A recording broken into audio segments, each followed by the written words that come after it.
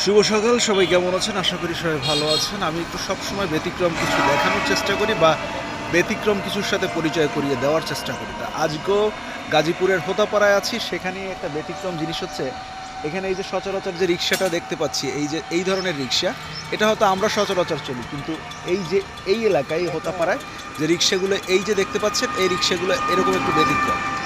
এই রিক্সাগুলো একটু ব্যতিক্রম।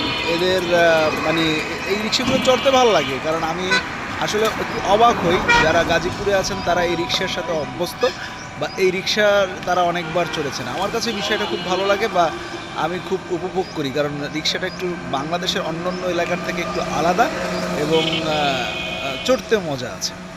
তো এই রিক্সায় কে কে চড়েছেন তাতে অবশ্যই একটু কমেন্ট করে জানাবেন। বা এই ধরনের রিক্সা এই যে সামনে আসতেছে, সামনে আরও কয়েকটা রিক্সা আসতেছে। তা এই রিক্সায় কে কে চড়েছেন, কে কে চড়েছেন, যেমন আমি রিক্সাটা দেখাচ্ছি একটু। এই যেমন একটু ব্যতিক্রম ধর্মী রিক্সা, এই যে ব্যতিক্রম ধর্মী রিক্সা। এই রিক্সায় কে কে চড়েছেন অবশ্যই একটু কমেন্ট করে জানাবেন।